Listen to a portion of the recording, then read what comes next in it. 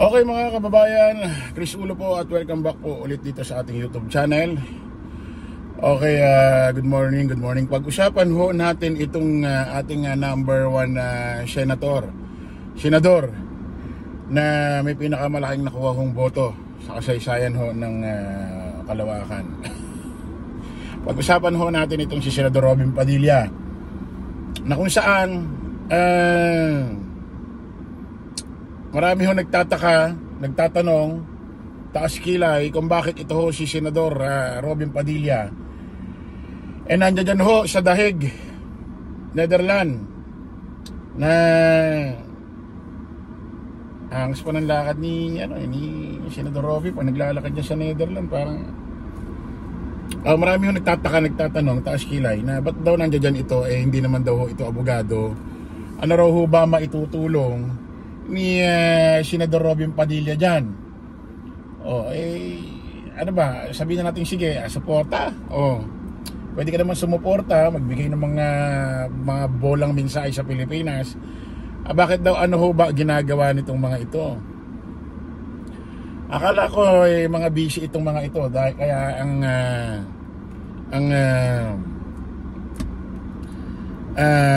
yung ano ni BP Inday Sara Duterte, yung kanyang impeachment trial hindi magawa-gawa kasi mga naka-break daw ito.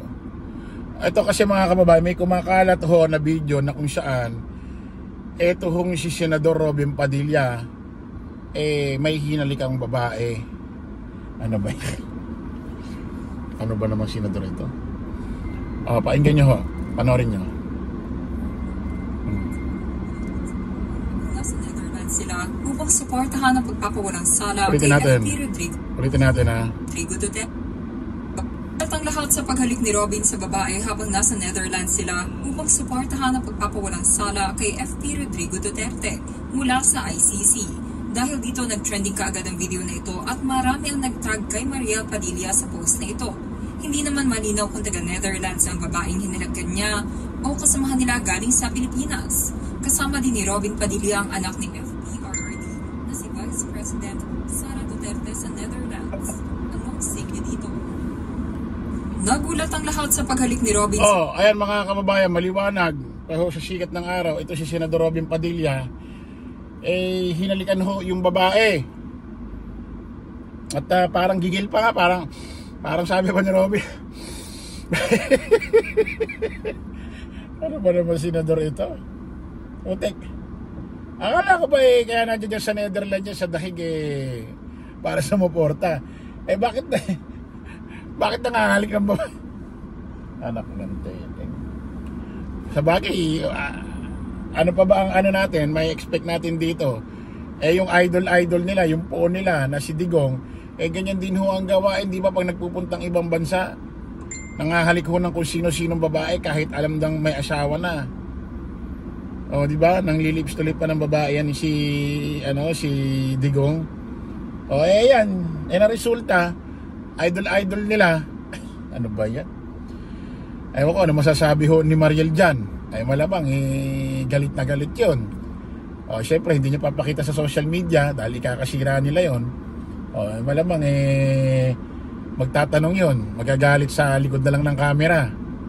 Utik na yan. Ito pa mga kababayan, hindi ako lang tatanong lang naman, hindi ko naman sinasabing totoo ito Hindi kaya nung ginawa ni Senador Robin Padilla ito baka lang naman nasa impluwensya siya ng chongke. Ano ba yan? Una, nalilink na nagchochongke si Kitty Duterte. Kasi mga kababayan, meron kasing statement ito si Senador Robin Padilla about dyan sa pinagbabawal na utot damo dito sa Pilipinas, yung tinatawag hong marijuana. Kasi mga kababayan, basahin natin ito, i-report ho ng Wanapax PH. Kasunod ng pag-aresto kay dating Pangulong Rodrigo Roa Duterte noong March 11, sinundan niya ng kanyang anak na si Vice President Sara Duterte kasama si Senador Robin Padilla papuntang Dahig, Netherlands. kung saan nahaharap si Digong sa kasong Crimes Against Humanity sa International Criminal Court, ICC. Si Padilla ay walang sawang ipinopursige ang legalisasyon ng paggamit ng medical marijuana bilang compassionate alternative means of medical treatment sa mga pasyente ng piling karamdaman sa Pilipinas. Kasi alam ko nga ito si Senador Robin Padilla may ipinopush itong batas diyan ho sa Senado na kung saan hindi ko naman siya parang ang dating dapat illegal itong mga marijuana. Hindi parang hindi yata siya pang kalahatan yatang tao. Para ho yata siya may mga tao na may sakit na po pwedeng nagamot ho ng marijuana. Kasi naniniwala ang ibang eksperto, especially mga ibang expert sa ibang bansa, na itong marijuana nakakapagpagaling ng ibang sakit. Tuloy natin. Inihain ni Senador Robin Padilla sa Senate Bill number 230 o Medical Cannabis Compassionate Access Act of the Philippines na nagbibigay pahintulot ng medical cannabis to treat or alleviate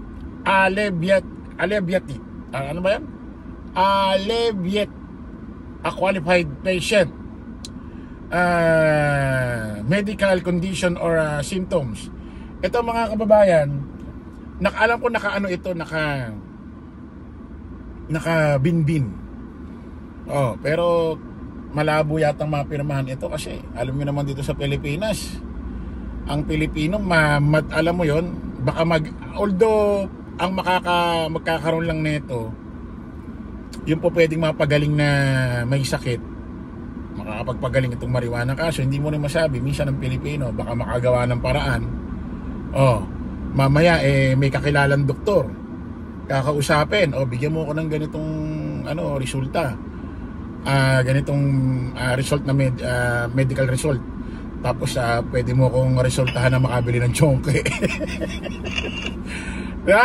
Hindi nyo sabi. Matatanda na dineklara ng Dutch government na legal ang paggamit ng marijuana sa Netherlands noong 1976 kahit sa mga coffee shop. Ngunit nililimitahan lamang ito 5 gramo para sa bawat customer. Putik legal pala ang marijuana dyan sa Netherlands, ang marijuana. Sabi ni Robin daw, mayroon kaya ng taste test si Senador Robin. Sabi ni Senador Robin, Senador Robin, legal ang marijuana sa Netherlands. Ayos ba tayo riyan? Sabi ni ewan ko ha. Hindi naman siguro nakamarijuana ito si Senador Robin Padilla nung halik ng babae. Bakit parang ang lakas ng loob gumawa ng gano'n ni Robin Padilla sa harapan ng camera kahit may asawa na siya tignan natin kung ano magiging magiging ewan ko rito kay Robin anong ginagawa niya sa Netherlands. Panay live niya ako sa panay live niya ako dun sa kalsada live dito, live doon, gala dito, gala doon, parang nangahanting lang yata ng chika babes. Tapos pag in-interview kung anong mga binabanggit na salita, mga makata na panay live ho yung kanyang panay live ho ang kanyang FB page. Tingnan natin. Ito Robin Padilla. Siya na ba? Ito naka-live na naman siya.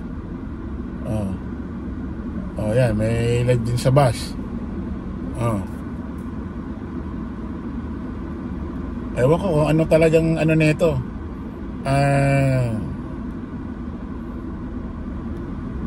Parang iba pa nga rito ang tingin kay Senador Robin Padilla, parang kinukonsente si Harry Roque. Kasi alam niyo naman si Harry Roque, merong contempt order. Diyan sa Quadcom sa House of Representatives. Okay, mga mambabatas. Mambabatas din siya eh. Mambabatas kahit di abogad. Kahit di abogad. Mambabatas din siya eh. Si Senador Robin Padilla eh.